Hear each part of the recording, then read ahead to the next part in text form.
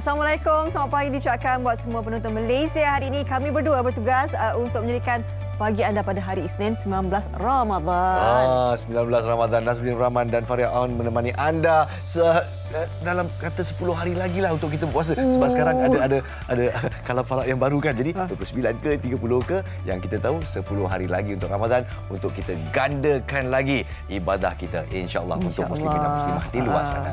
Pastinya semakin hari semakin baiklah kita punya semangat untuk bangun sahur. Betul. Kan? Masa seminggu terawal tu dia macam susah sikit. Tapi kita dah dapat dia punya momentum tu. Betul, momentum tu dah ada dan kepada anda dah 10 hari Ramadan dan masih tak ada momentum. Kita nak kongsikan satu strategi daripada sekumpulan penduduk ini. Strategi yang terbaik untuk anda bangun di pagi hari untuk sahur. Apa, gendang kedepong bayangkan. Dahsyat tau. Kita tengok dulu kat mana sebenarnya lokasi tu. Silakan.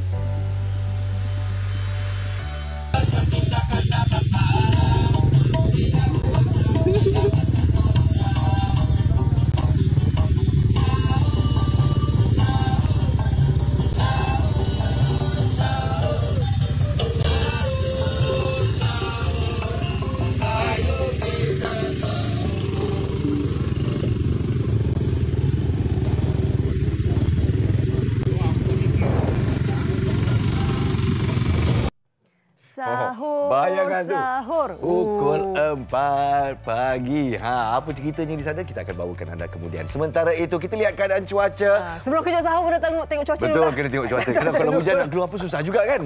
Okay, alhamdulillah apa yang kita nampak di sini semuanya terang benderang. Cerah lah, Nas. Alhamdulillah. Ini sakat nanti jam 9.50 pagi tau. Nanti petang tengok juga macam mana keadaan dia. Kadang-kadang pagi cerah, petang hujan. Tapi setakat ini semuanya cerah. Semuanya cerah dan nampaknya kalau katakan panas pun tak ada juga 27 darjah, 25 darjah. Jadi untuk amaran angin kencang, tiada amaran angin kencang dan laut bergelora. Jadi alhamdulillah. Kalau kita lihat di bawah pula amaran gempa bumi pun tak ada. Jadi kita tolak ke kanan di sini.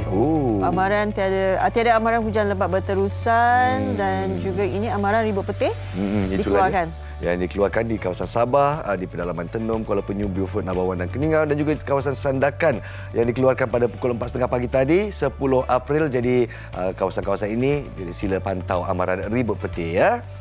Itu yang dapat kami berikan sikit perkembangan cuacanya sebab nak kerja sahur pun kena tahu juga. Betul. Tiba-tiba hujan lebat nak keluar macam mana bang? Tapi kalau cuacanya alhamdulillah semuanya cerah, pukul 4 pagi dah mula berkumandang. Kalau kita nampak video kita di sini gedung. Itulah cara penduduk Felda Air Hitam Keluang Johor bangun sahur setiap pagi. Orang Johor memang rajin. Betul. Tiba-tiba dia kena up sikit. Tapi bayangkan kepada anda mungkin yang kerja kat hospital dan sebagainya, shift malam balik rumah, nak tidur tiba-tiba gedebung macam mana pula? Nak tanya juga nanti, macam mana sebenarnya reaksi, respon orang ramai terhadap usaha murni mereka ini untuk mengejutkan mereka bangun sahur. Kita nak bersama dengan... Kita bersama dengan Encik Muhammad Rashidi Ismail. Orang kampung panggil dia Param. Assalamualaikum Encik Rashidi. Waalaikumsalam warahmatullahi. Betul ke orang kampung panggil awak Param? Sebenarnya Param tu nama penuh saya. Nama penuh, alhamdulillah. Okey. Encik Rashidi merupakan ketua peneroka Felda Air Hitam Keluang Johor. Dah berapa lama dah membuat inisiatif bangun sahur pagi-pagi ni? Alhamdulillah setiap bangun sahur ni kita dah 3 tahun yang ketiga lah. Tu dekat belakang tu motor hijau tu, itu ke yang diguna pakai? Itulah itu background ni. Hari ni saya menggunakan background yang kita menggunakan kelengkapan yang untuk kita sahur lah. Tahun ni. Okey, dah 3 tahun buat usaha murni ni. Tahun 2023 ni macam mana reaksi, respon orang ramai? Orang dah biasa ke? Orang masih macam, apa ni? Alhamdulillah, tahun dah ketiga ni, itulah hasilnya hari ni kita dapat tengok sampai dapat masuk MHI. Terima kasih banyak dapat maksudnya Malaysia dapat tengoklah perkara yang kami lakukan kat kampung. Memang asalnya main-main ni yang benda ni kita buat, tapi dah tahun ketiga ni dah jadi macam rutin pada rakan-rakan saya di kampung ni lah. Kita nak mengadakan program setiap pagi. Jadi dah macam tak pelik lah kalau kat Felda Hitam ni. kalau kami tak kejut sahur yang pelik. Dia pelik Oh, dia jadi pelik kalau tak bangun sahur. Tak kejut bangun sahur. Kalau kita tak rawon tu satu pagi tu kat kampung ni dah jadi pelik lah. Jadi kalau kita rawon apa yang terjadi? Alhamdulillah. Kan? Jadi saya bertanya dengan Farihah tadi, bayangkan kalau kita duduk kat kawasan-kawasan ni kan. Katakan kadang-kadang kita ni bertukar lambat kan, tak cukup tidur. Pukul 4 pagi, ingatkan adalah sejam lagi sebelum aku bangun sahur ni kan. Tiba-tiba perpum. Jadi ada tak orang yang mungkin kurang senang dengan apa yang anda lakukan? Alhamdulillah buat masa ni punya menyambut dengan baik lah. Sebab mula-mula plan ni yang kami buat, saya ni memang melatarkan bingkit ni lah kan. Jadi ni tak bingkit kami ni ada ramai lah. Saya sendiri muda-muda untuk bingkit ni. Pada tahun pertama aku buat, pada musim PKP, ada kawan-kawan kat bingkit ni yang tak puasa kita ni. Jadi dia bila tak puasa, alasannya sebab tak bangun sahur. Jadi pada first kita buat, kita memang nak kejutkan dia je sebenarnya. Sebab kan kita rakamkan benda tu, kita nak buktikan dia tak dia yang kita dah kejutkan dia tahu. Tapi malam esok ni, masyarakat kampung je tapi baguslah benda tu. Aku pun terbangun kan, betul tak buat satu kampung kata kan. Jadi kita terus buat benda tu satu kampung dalam berlarutan lah hari ini. Itulah asal benda tu berjalan. Semakin berkembang Maria. Itu kalau keluar pukul 4 dah gerak, kalian bangun pukul apa? Nak bersiap semua? 3:30 pagi lah. 3:30 pagi tu kami bergerak dan apa yang saya nampak masyarakat kampung sangat menyokong. Setiap kali kita sahur tu, kita buka satu table untuk masyarakat letak jamuan untuk kawan-kawan kita sahur. Jadi memang setiap hari, alhamdulillah masyarakat Felda Hitam, dia memang ada letak makanan lah untuk kita sahur tamu-tamu. Bagusnya. Wah, macam dia dah tahu, budak-budak kita nak datang ni.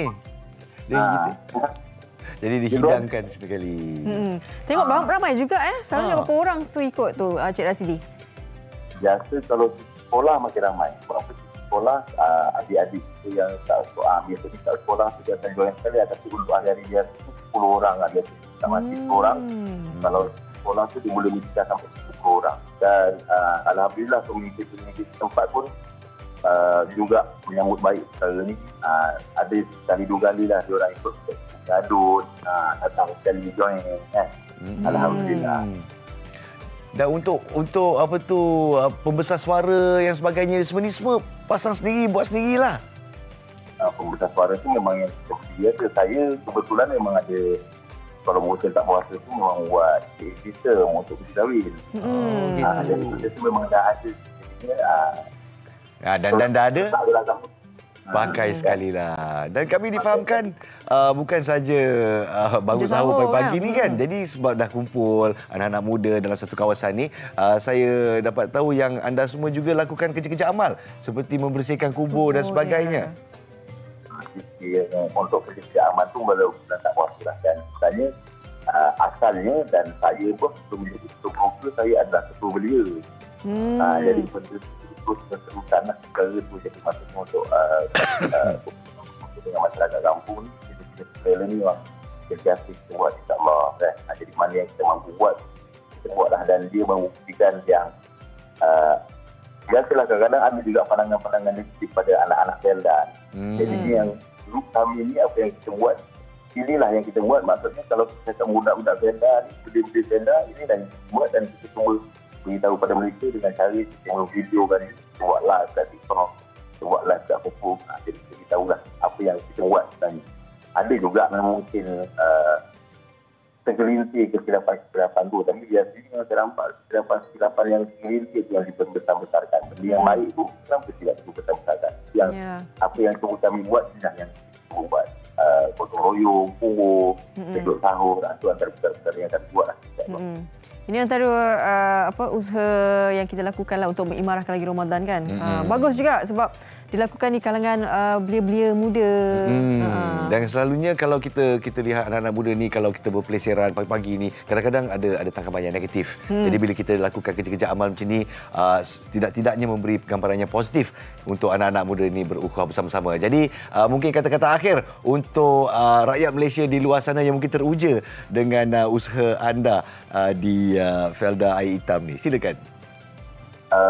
Untuk bekerja tahun pada rakan-rakan yang lain yang nak buat, sudah pasti saya pun ada tengok sekarang di artis di media sosial yang lain.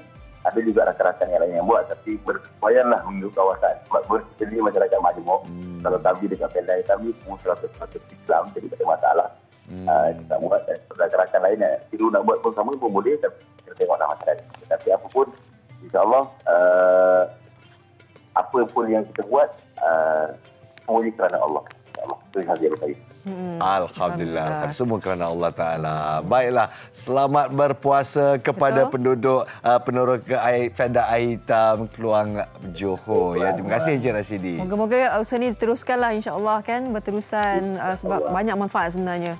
Alhamdulillah. Terima kasih sekali lagi. Dan semuanya bergantung kepada kawasan juga, macam Encik Rashidi katalah, kalau kata kawasan yang majmuk sikit mungkin susah sikitlah sebab ada yang bukan beragama Islam dan mungkin akan terasa tersinggung dan sebagainya. Kita tengok kawasan itu macam mana, sesuai atau tidak untuk kita lakukan aktiviti-aktiviti seperti ini kan. Biasanya kan di kampung-kampung tu dia lain sikitlah penerimaan. Lain sikit. Tapi yang pastinya mesti ada bunyi pom pom pom berdebam, betul tak? Betul. Itu. Ini kejap lagi. Lepas ni Nas, kita nak bincangkan juga berkenaan dengan satu lagi bunyi pom pom pom pom pom pom. Yes. Ini kalau waktu raya, belum puasa, raya Cina sebagainya tu. Benda tu wajib. Mesti ada. Kalau Tapi tak rasa. salah ataupun tidak kepada ibu bapa di luar sana, kepada rakyat Malaysia. Oh, saya sudah beli mercon bunga api, tapi adakah termaktub di dalam 45 jenis yang dibenarkan? Semuanya kita akan cerita selepas ini ya. Betul? Jangan ke mana-mana.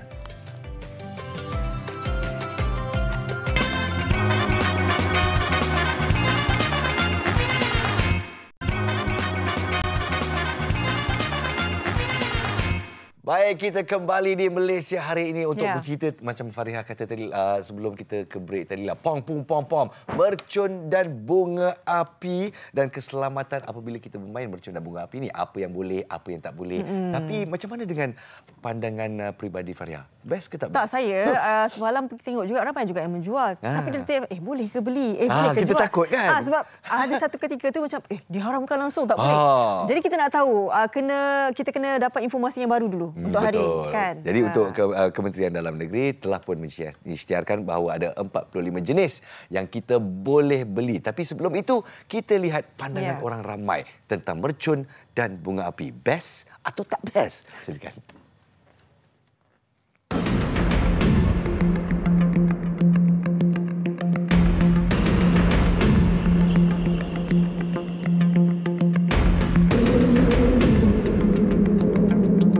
Tahu. Saya tahu tentang perkara tersebut. Okey, tahu. Tahu.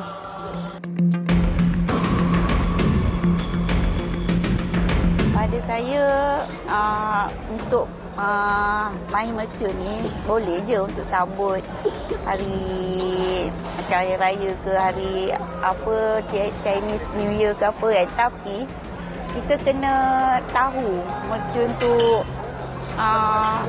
macam mana, macam usia budak-budak, usia orang dewasa.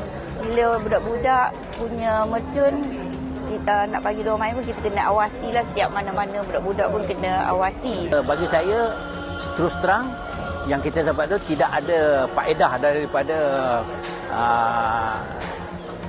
diluluskan ataupun diberi kelulusan untuk penggunaan mercun-mercun tersebut. Bagi saya tidak ada faedah ataupun keuntungan yang dapat, tapi lebih kepada kemudaratan. Saya rasa bahaya, and kalau tak ada larangan langsung, mungkin mercun akan dijadikan sebagai maybe alat untuk menyakitkan orang ke, kacau bisnes orang ke, apa-apa pun lah, kita tak tahu kan. Macam kalau orang anti orang lain, enemy ke, boleh balik mercun ke or anything, because dah tak ada larangan. So bila-bila masa boleh main, bila-bila masa boleh dapatkan benda tu. So rasa bahayalah. Tidak sewajarnya akta ini tiada, kerana mercun ni orang cakap apa, tiada faedah kepada mana-mana pihak langsung, kerana kebanyakannya mereka menggunakan mercun untuk hiburan semata-mata dan tidak membawakan faedah apa-apa, yang hanya membawakan kepada pembaziran. Pada kita, budak-budak punya pemikiran ni, kadang-kadang benda tu diorang boleh alih-alih. Macam mercun tu patut main begini, Tapi diorang main begini kan. Lepas tu kita kena awasi dia cara diorang pegang macam mana, cara diorang bakar kan. Tak ada pun halangan untuk diorang main mercun, untuk gembirakan hati kan. Tapi sebagai ibu bapa, saya kalau saya andai kata penggunaan mercun tu masih lagi ke mana dibenarkan, bagaimana sebagai ibu bapa kita kena memantau penggunaan mercun dan jenis mercun yang dimainkan tu kan, yang digunakan. Kita tengok mercun yang mana berbahaya ataupun hanya sekadar yang tidak berbahaya.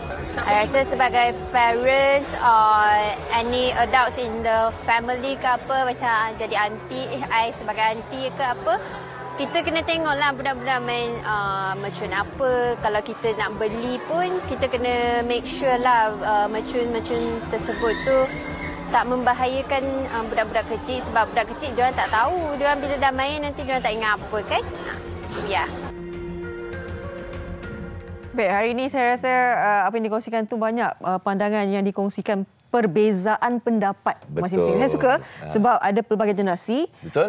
Dan pandangan je macam, oh okey.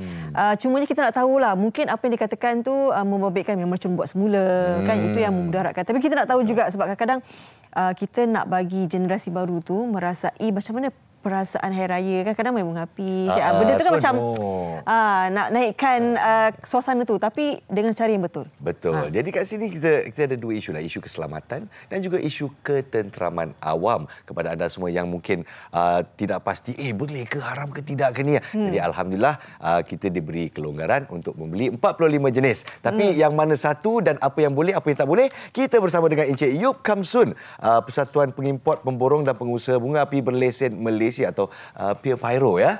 Terima kasih Tuan Yap kerana bersama-sama kita. Terima kasih. Tapi memang seronok untuk saya personally lah. Saya memang seronok dengan anak-anak bermain bunga api. Yang kecil-kecil, yang sparkle-sparkle tu untuk mengimarahkan lagi Ramadan dan juga hari perayaan kita. Tapi sekarang dikatakan ada 45 jenis Tuan Yap. Mana satu boleh, mana satu tak boleh? Silakan.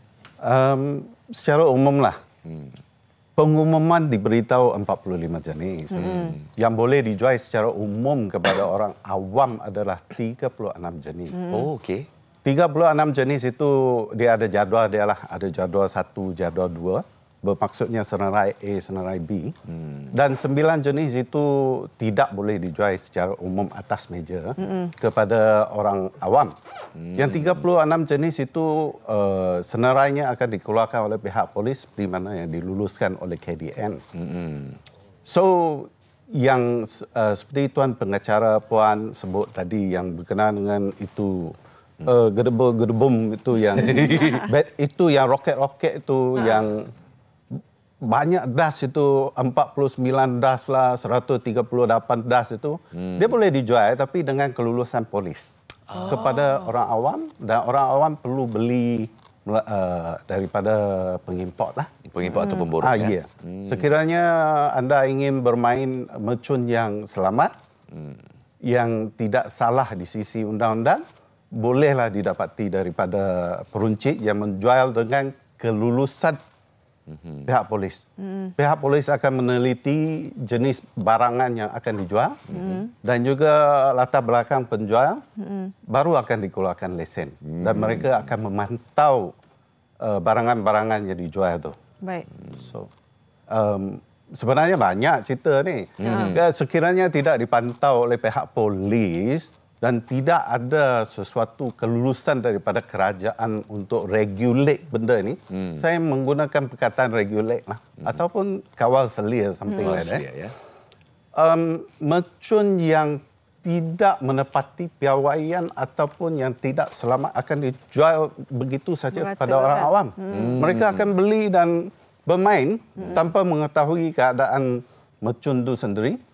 Sama ada benda itu selamat digunakan ke, because benda yang tidak ada kawalan itu kita tak tahu sources dia datang dari mana, cara pembuatnya. Bayangkanlah kontraban itu dibawa masuk melalui kapal, pindah dari kapal ke kapal, pindah kepada lori, lepas itu dari lori kepada lori, lepas itu disorok, lepas itu dijual. Sudah tentu tidak selamat. Dan yang sebenarnya yang dikatakan dijual tu yang 36 jenis 45 jenis itu adalah yang telah dipilih melalui uji nilai oleh pihak persenjataan PDRM. Satu senarai telah dikemukakan yang mana benda ini dilakukan melalui satu uji nilai oleh pihak PDRM, persenjataan. Mereka berpuas hati bahawasanya benda ini boleh dijual kepada umum.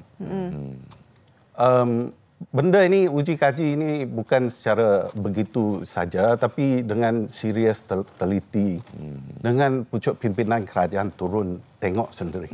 Saya dengan sebab-sebab tertentu saya pernah hadir bersama dan terlibat jugalah. Saya tengok dengan sendiri macam mana benda itu dikendalikan, kenapa dia diluluskan, dan setiap mercun yang telah diluluskan tu ada dia punya material data dan sheet butir-butirannya untuk disubmitkan kepada pihak polis, iaitu persenjataan, dinilai dan dicadangkan kepada KDN untuk kelulusan. Baik, asalkan cara main tu sebenarnya kena ikutlah kan, sebab setiap mercun kalau kita ni diubah suai cara main tu sebenarnya yang berbahaya. Saya ada penambahan daripada apa yang Puan sebut tadi yang tentang keselamatan ni. Sekiranya kita teliti daripada soal bencana ataupun kemalangan yang berlaku, pemain yang memainkan mercun ni adalah mercun buatan sendiri. Ataupun jenis bola, mercun bola macam bola sepak tu, yang mana benda ini tidak dijual secara umum, yang tidak diluluskan dan tidak dibawa masuk secara sah lah. Tidak boleh dijual. Baik. Jadi untuk pengetahuan umum di luar sana, terutama untuk ibu bapa di luar sana, mercun bola ni dia bahaya sebab luar dia adalah plastik ya. Sudah tentu ya. Ya, apabila ia meletup, ia menjadikan dia serpihan-serpihan yang menjadi tajam. Ya, betul. Dia sebenarnya mercun ni dia dibalut dengan kertas. Bukan plastik. Betul.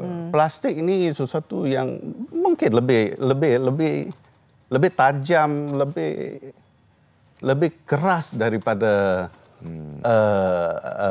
kertas. Dan cara permainan, kita kalau tak sebut tentang liga ataupun tak liga, cara permainan mercun bola ini mereka sumbat dalam pipe lah, sumbat dalam botol lah. Atau yang itulah sekarang ni dia balik kat dalam rumah orang pun ada. Ini lagi satu. Kerajaan menentukan supaya benda itu hendaklah dijual kan kepada orang dewasa yang umur 18 ke atas. Kenapa 18 ke atas? Pasal 18 ke atas itu sudah boleh difikirkan secara matang, boleh dapat berfikiran secara matang. Baik. Dan 18 ke atas ini, dia perlu mengawasi mereka yang lebih muda daripada mereka apabila bermain bunga api ini. Kita tidak boleh meletupkan benda itu. Bukan meletuplah, memasang itu bunga api di tempat yang sempit. Macam rumah dengan rumah begitu sempit sekali. Ada yang pergi menyalakan itu. Yang pertama yang tidak boleh nyala itu yang jenis yang kita biasanya panggil dia sebagai bateri itu. Because itu kawasan tu sempit sangat. Dia nak main pun kena tengok lokasi dan sebagainya. Betul. Kan. Tempat yang selamat lah, yang lebih lapang luang, luas, terkawal. Betul.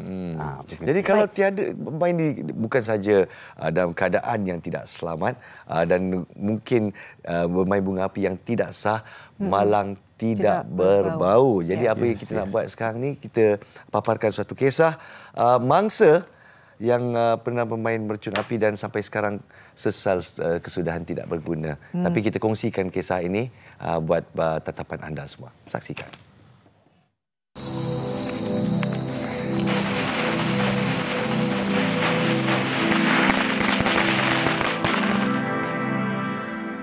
Menjelang Syawal, antara yang memeriahkan sambutan hari raya ialah bunyi mercun yang mengisi hening malam.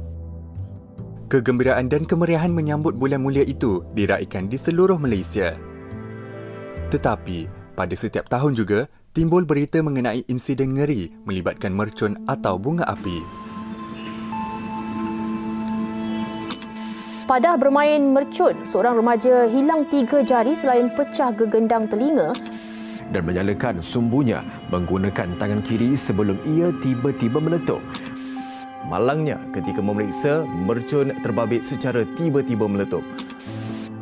Pada tahun ini, gara-gara bermain mercun yang diubah suai di Kuala Nerus, Kuala Terengganu, seorang remaja berusia 13 tahun cedera pada mata kanan. Walaupun jumlah bahan letupan dalam mercun dan bunga api ini kecil, sebarang kecuaian boleh membawa malapetaka sekiranya diambil mudah. Seperti yang berlaku pada Muhammad Adam Mukris Abdullah, 22 tahun, kejadian yang menimpa dirinya merupakan satu detik hitam yang tidak dapat dilupakan. Jadi macam mana tak nampak sumbu mercun tu pendek ke panjang. Masa cucuk tu kata niat tu nak baling lah. Tak ada nak baling kan. Dia meletup kat tangan.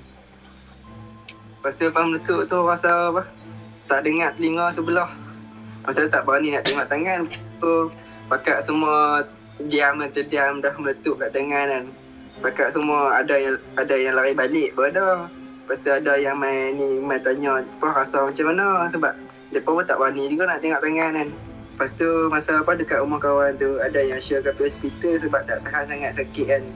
Ada yang syorkan kata tak payah pergi hospital takut nanti masuk report, doktor buat report kan memang letupan.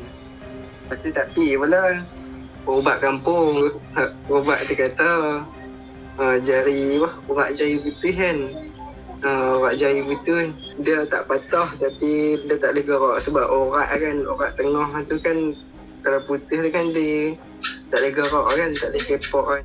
Adam tetap bersyukur walaupun kecederaannya itu meninggalkan parut kekal, tetapi menjadi peringatan buat dirinya dan orang sekeliling mengenai bahaya bermain mercun. Pesanan kepada semua, kalau nak main mercun tu kan, tengoklah mercun tu macam mana. Kalau orang kata lebih baik tak payahlah main mercun bola tu. Kalau dekat main mercun bunga api tu ke ataupun hak yang mercun mereka tu orang kata kuranglah sikit risiko tu kan. Bermain bunga api dan mercun seolah-olah menjadi satu tradisi yang mengiringi kemeriahan Hari Raya. Namun, tanpa pemantauan dan penguatkuasaan yang tegas terhadap jualan mercun dan bunga api, perayaan yang dinantikan mampu bertukar menjadi tragedi.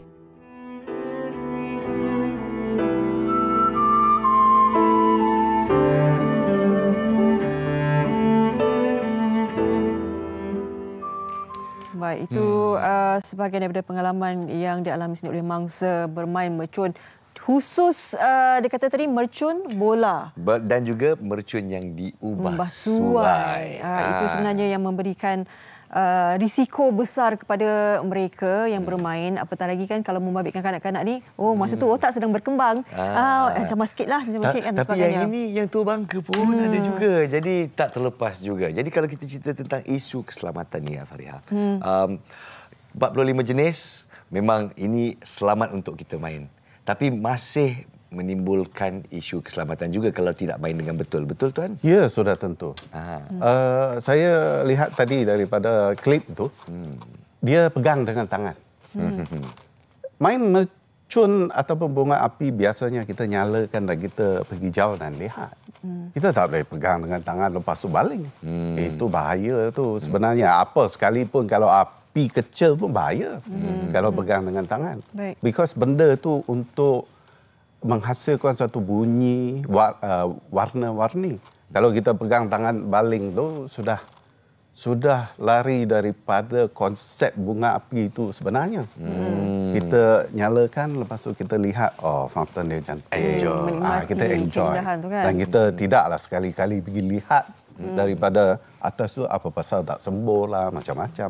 Itu pasal perlukan satu orang dewasa untuk guide benda ni. Jangan pergi dekat sangat. Kena tunggu. Maybe benda yang membakar kan, kasih basahkan supaya baru pergi dekati benda tu. Jangan pakai begitu. Dia kena certain, I believe itu suatu common sense basic knowledge lah. Common sense lah. Dan orang dewasa, ibu bapa kena guide anak. Walaupun pegang dengan tangan tu yang berkelip-kelip tu, pun kena guide. Because benda tu ada haba kan, takut melecur, something like that. Janganlah selonggok pergi nyala. Seronok, memang seronok. Lepas tu yang tak sewajarnya tala pada rumah jiran untuk dapatkan, maybe, tak kena cara. Okey, tak kena cara. Okey, kita tahu yang bahawa tadi Cik Yap kata ada 36, yang 9 lagi kena beli terus kepada pemborong ya, kepada pemborong. Kita nak tahu dikhabarkan juga berkenaan dengan bentuk jualan dalam talian. Tidak dibenarkan langsung. Tidak boleh. Walaupun dalam kategori 45 jenis yang telah dibenarkan. Dia tidak boleh jual atas talian macam Facebook semua. Ini senarai, ini berapa jenis, berapa duit. Lepas tu, itu tak boleh. Itu sudah ada garis panduan yang jelas ditulis. Tidak boleh dijual melalui itu dikira atas talian. Tapi kalau kadang-kadang kita dapat receive message kat WhatsApp pula atau Telegram. Ini dia senarai dia duduk. Itu pun dikira atas talian. Itu inisiatif sesat. Penjual mungkin dia terlalu kreatif kan. Pasal zaman sekarang semua online. So, tetapi tidak dibenarkan begitu. Yang dibenarkan cuma memperoleh lesen secara sah dan jual secara sah. Jadi kita boleh beli hanya di tempat yang ditentukan oleh pihak polis, oleh majlis bandaran, dia keluarkan lesen. Mana tempat tapak dia jual, biasanya pada tapak mungkin pasar malam pun ada lah. Tapi boleh tengok ada lesen ke tak ada lesen. So dia tunjuk lesen tu selalu. Ada lesen kuning tu. Kertas kuning tu. Itu yang kita kena pantau sebenarnya, Fariha. Pihak polis akan pergi cek. Dia akan tengok itu lesen dengan senarai itu penjual. Baiklah, jadi kepada ibu bapa di luar sana yang penggemar bunga api, kalau kita nak beli dekat pasar borong atau pasar malam atau tapak-tapaknya, kalau dia nampak kertas kuning tu memang bertauliah. Dan apa pun kena berhati-hati juga dalam apa saja. Bukan saja main mercun. Sebenarnya semua benda kita kena hati-hati. Cumanya kita kena letak lebih besar lagi ketika mengendalikan bunga api dan mercun. Mungkin Tuan Yap sendiri ada pesanan kepada rakyat Malaysia nak raya dah ni. Beberapa minggu lagi, 2 minggu lagi. Selamat Hari Raya. Dan bermainlah mercun dengan cara selamat agar kita dapat beraya dengan gembira. Jangan ada tragedi menimpa. Ya, jangan ada tragedi. Because benda ini untuk menambahkan keriaan, kegembiraan. Janganlah api itu kecil-kecil menjadi lawan. Kalau besar-besar tu sudah jadi lawan. Itulah dia. Okey, kecil-kecil kawan, besar-besar lawan. Terima kasih Tuan Yap Kamsun, iaitu merupakan ahli persatuan pengimport, pemborong dan pengusaha bunga api berlesen Malaysia. Belilah daripada yang bertauliah. Baik, terima kasih di atas perkongsian ini, Cik Yap. Selepas ini kita akan berehat seketika. Sekembali nanti kita kongsikan untuk bulan Ramadan ini saham akhirat yang kita boleh kongsikan untuk infak ni. Sebenarnya selepas ini di MHI. Thank you.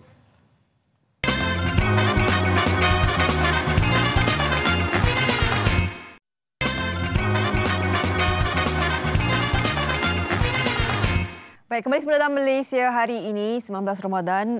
Jadi kita masih lagi dalam bulan yang sangat mulia ini. Jadi kita kongsikan juga bagaimana kita boleh sama-sama membantu untuk mengimarahkan lagi bulan Ramadan ini. Ini berkaitan dengan saham akhirat yang kita sama-sama boleh membantu berinfak dan sebagainya dengan Yayasan Ikhlas Kempen Sekolah Agama Rakyat. Jadi kita nak terus bersama dengan Ustaz Datuk Badli Shah Alauddin, merupakan pendakwa selebriti. Halo, Assalamualaikum Ustaz. Waalaikumsalam warahmatullahi wabarakatuh. Salam Ramadan Ustaz ya. Salam Ramadan. Baik. Ramadan. Kita nak bercakap dengan Ustaz berkenaan dengan bagaimana sebenarnya Yayasan Ikhlas pada tahun ini telah memunculkan satu lagi idea baru kan untuk sama-sama kita memeriahkan lagi kempen Sekolah Agama Rakyat. Mungkin Ustaz boleh kongsikan bersama kami? Pertama sekali, Alhamdulillah, impian untuk anak-anak pelajar asnaf yang selama ini nak belajar di sekolah agama akhirnya dah tercapai. Kita nak kongsikan kegembiraan dan terima kasih kepada para penyumbang, iaitu projek pembinaan Sekolah Agama Rakyat Al-Ikhlas yang diusahakan oleh Yayasan Ikhlas telah pun siap dibina sepenuhnya. Jadi sebelum ni kita dah maklumkan tanah ada kosong, ada belukar. Sekarang dah masuk, ada sekolah dah dibina dan dapat memberi manfaat kepada 3 buah kampung, iaitu Kampung Kilugus, Kampung Melikai dan Kampung Sinopokan. Jadi projek ini telah pun kita anggap siap sepenuhnya dan dah pun masuk segala kelengkapan perabot sejak daripada pertengahan Februari yang lalu. Jadi pada awal minggu yang lalu, kita pun dah mulakan pendaftaran bagi pelajar sekolah agama rakyat. Dan Alhamdulillah kita ada hampir 60 orang pelajar yang telah mendaftar. Tapi kita nak war-warkan, kalau ada lagi anak-anak asnaf di pedalaman yang nak belajar, boleh lagi mendaftar, tak ada masalah. Dan sekali lagi, kita mengucapkan ribuan terima kasih kepada para penyumbang yang sentiasa menyokong usaha untuk menjayakan projek sekolah agama Al-Ikhlas di 3 buah kampung ini, di Kulugus, Milakai dan juga di Kampung Senapokan. Jadi kita berharap, ayo semua sokong segala usaha yang dilaksanakan oleh Yayasan Ikhlas, yang mana kita berhasrat nak menyediakan pembinaan sekolah yang boleh memberi manfaat khusus kepada anak-anak di pedalaman Sabah ini, supaya mereka ini tidak tercicir daripada arus pembangunan khususnya dalam bidang pendidikan agama. Jadi sekali lagi terima kasih, teruskan menyokong usaha kami insya-Allah. Baik, projek itu telah siap dibina sepenuhnya. Manakala bagaimana pula Yayasan Ikhlas perancangan seterusnya bagi sekolah agama rakyat mungkin masa yang akan datang, Ustaz? Terima kasih. Untuk projek seterusnya, iaitu pembangunan sekolah agama rakyat, Yayasan Ikhlas akan menumpukan kepada pembinaan sekolah agama terletak di Kampung Sangkabuk. Kali ini di daerah Kuala Penyu, yang mana sekolah yang dulu yang dah kita siap bina manfaat untuk 3 buah kampung. Untuk kali ini memanfaat untuk 4 buah kampung, iaitu Kampung Jagos, Kampung Lambidan, Kampung Tanjung Aru dan Kampung Sangkabuk sendiri. Dan kita dah pergi tengok, situ penduduknya hampir ada 500 orang. Dan rata-rata pekerjaan penduduk adalah nelayan. Jadi kalau kita dapat bina satu sekolah untuk anak-anak asnaf di sini, yang mana pada anggapan kami mereka memang tidak mempunyai kemampuan untuk pergi belajar jauh. Apa sebab? Kerana jarak begitu jauh daripada kampung masing-masing. Jadi untuk sekolah agama rakyat di Sangkabuk ini, pihak Yayasan Ikhlas memerlukan dana sebanyak 1.5 juta. Setakat ini jumlah yang kita dapat kumpul daripada para penyumbang yang budiman ada RM76,000. Jadi kami masih memerlukan dana sebanyak 1.4 juta lagi untuk membangunkan sekolah ini. Jadi kita nak mengajak seluruh para penonton muslimin muslimat, ayo bersama kita bangunkan sekolah agama rakyat di Kampung Sangkabuk ini khas untuk anak-anak pedalaman. InsyaAllah percayalah, pahalanya pasti berpanjangan. Sebab ini adalah sumbangan dalam bentuk ilmu. Dan ilmu dia tak akan habis sampai bila-bila. Kalau kita sumbang makanan, makanan habis. Kita sumbang beras, beras habis. Tapi ilmu dia tak akan habis sampai bila-bila, dia berterusan. Walaupun kita dah pun tak ada nanti. Jadi bayangkan kalau anak-anak ni pandai mengaji Quran, setiap kali dia mengaji, kita dapat pahala. Dia pandai semayang, setiap kali dia semayang, kita pun dapat pahala. Jadi sebab itu saya istilahkan, kita bantu anak-anak nak belajar ini adalah pencen kubur kita insya-Allah. Jadi jangan melengah lagi. Ayo kita sama-sama bantu dalam projek pembinaan sekolah agama rakyat Al-Ikhlas ini. Baik, Ustaz, ini adalah satu usaha untuk kita sama-sama manfaatkan kepada anak-anak asnaf untuk menimba ilmu kan. Jadi kawasan-kawasan pedalaman sebegini, mungkin Ustaz boleh kongsikan juga bagaimana sebenarnya cabaran penduduk kampung situ, terutama anak-anak lah kan, untuk menimba ilmu. Jadi mungkin ini yang kalian memainkan peranan penting juga sebenarnya. Ya, betul. Ketika kami di sana, kami dapat melihat kesusahan yang dihadapi oleh anak-anak kecil di sana untuk nak belajar ilmu. Bayangkan ada satu pelajar perempuan ni, dia berjalan kaki 7 km semata-mata untuk nak menuntut ilmu. Keluarga dia susah, berpendapatan kecil dan memang tak ada kenderaan pun untuk hantar anak-anak ke sekolah. Jadi anak-anak ni pergi sekolah sebab kerana semangat saja. Tapi ialah bila dah sampai, dah kepenatan, jadi dia punya prestasi tu ada sedikit gangguan. Ada juga anak yang kita lihat pasal berjalan kaki lalu hutan, lalu semak samun daripada awal pagi. Sekali lagi bila mereka sampai, mereka dah pun letih sebab sejam perjalanan. Jadi kita pun ambil inisiatif buat kerjasama dengan pihak Majlis Dakwah Negara dan juga dapat kerjasama baik daripada Jabatan Hayawal Agama Islam Negeri Sabah. Kita bincang untuk nak bantu bina sekolah untuk anak-anak di pedalaman ni. Sebab kita dapati rata-rata ibu bapa memang tak akan mampu nak mengantar dengan kenderaan. Sebab mereka ini purata pendapatan satu keluarga tu lingkungan dalam RM400 saja. Kalaupun ada sekolah di luar, tak dapat nak menampung bilangan murid yang sedia ada. Jadi kita boleh bantu dengan binakan satu sekolah di kampung dia, supaya yang di pedalaman ni boleh datang belajar di situ, tak perlu mereka keluar. Dan percayalah, ini satu pelaburan pahala yang sangat bagus sekali, sebab anak-anak ni nak belajar tapi kemudahannya begitu sukar. Ayo sama-sama kita bantu anak-anak insya-Allah. Ini dia, kita boleh bantu melalui sumbangan yang tertera di ni ya, Ustaz ya? Ya, kita boleh bantu. Kalau ada yang ada telefon boleh ambil gambar sekarang ni. Pertama, kita boleh bantu dengan bila-bila masa saja. Masukkan ke akaun Yayasan Ikhlas dengan akaun Maybank seperti yang tertera di kaca TV. Yang kedua, boleh buat secara atas talian dengan melayari laman sesawang Yayasan Ikhlas di sekolahagama.com. Dan ini adalah landing page. Dan boleh ikuti kami di Facebook, Telegram dan juga di YouTube, insya-Allah. Baik, insya-Allah. Terima kasih banyak-banyak Ustaz Datuk Badri Shah Alauddin. Moga-moga dengan usaha ini kita dapat sama-samalah memanggil rakyat Malaysia untuk membantu menjayakan kempen Sekolah Agama Rakyat ini. Terima kasih banyak-banyak Ustaz. Terima kasih banyak. Baik. Semasa kita akan berehat seketika, kita nanti akan bersama dengan Nas dan tetamu seterusnya. Apa yang sebenarnya akan kita kongsikan? Ini satu lagi kempen wakaf pembangunan Mahat Tahfiz Al-Quran Al-Ansar Permas Jaya Johor. Semasa lepas ini di MHI.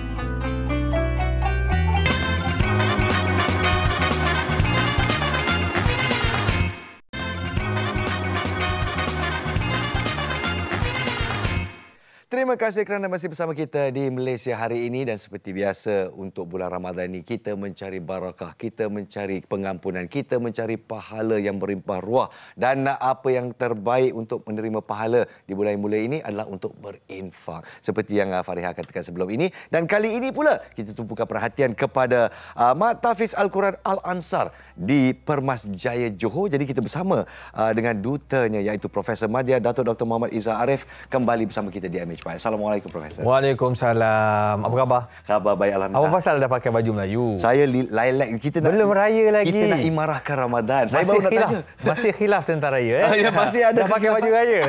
Tapi kita pakai untuk berseronokan positif, saja. Positif. Ya, Profesor juga pakai merah untuk kita menarik perhatian. Jadi mungkin pengenalan kepada mereka yang masih belum mengenali latar belakang Mahat Tahfiz Al-Quran Al-Ansar. Okey, bismillahirrahmanirrahim. Sahabat saya Nash dan semua yang sedang menonton. Pertama sekali, terima kasih banyak-banyak. Sepanjang Ramadan ini kita bersiaran, kita memohon daripada jasa baik rakan-rakan rakyat Malaysia agar sama-sama berinfak untuk Mahat Tahfiz Al-Quran Al-Ansar Permas Jaya Johor ini. Syukur alhamdulillah sepanjang kita duk promo ini, alhamdulillah kemasukan yang sangat memberangsangkan. Nampak alhamdulillah sebab pertama sekali Mahat Tahfiz Al-Ansar Permas Jaya ini sudah diusahakan daripada seawal 2019, 2020, 2021 masa PKP pun sudah mula digerakkan dengan baik. Alhamdulillah fasa pertama dah siap. Fasa pertama dah siap sebanyak 5 juta. Dia total keseluruhan ada 3 fasa. 3 fasa 5 juta kali 3. Bila 5 juta kali 3 bermakna 15 juta. Jadi alhamdulillah untuk fasa pertama dah siap lengkap. Asram Mahat Tahfiz dan juga untuk inilah kelas untuk pelajar-pelajar asrama dan sekolahnya dah siap alhamdulillah. Jadi ini menunjukkan bahawa usaha itu nampak. Jadi bila orang pergi ke Johor, dia tengok Mahat Tahfiz Permas Jaya ini memang teragam indah di tengah-tengah bandar Johor Bahru. Itu yang paling menarik sekali. Nombor 2, fasa kedua kita sedang berjalan sebab 3 juta dah dapat dah. Ni sekarang ni proses untuk dapatkan lagi 2 juta.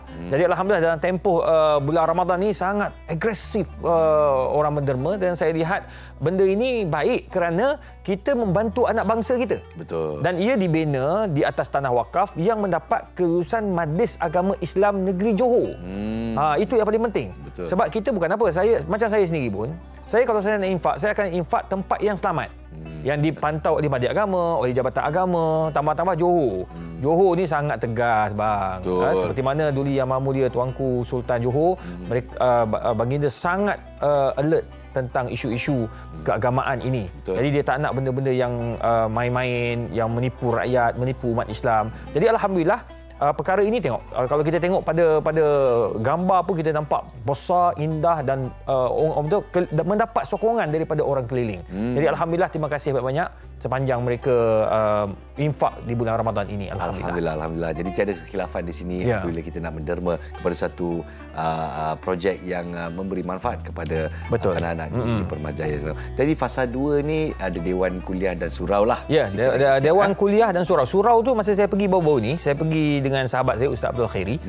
Kita tengok sudah siap sepenuhnya. Aircon semua dah ada dah. Orang dah semayang dah dalam tu. Alhamdulillah. Dan budak-budak pun sudah boleh berada dalam tu, boleh buat kuliah, dan saya pun sempatlah semayang sembahyang duha ketika itu sebab saya pergi waktu duha. Jadi alhamdulillah dapat sembahyang dan memang kualiti pembinaan pun sangat baik. Ya, sebab kita bukan apa, kita risau duit kita bagi, kita sumbang, kita wakaf, tapi bangunan tak siap. Itu kita tak nak. Itu berbahaya.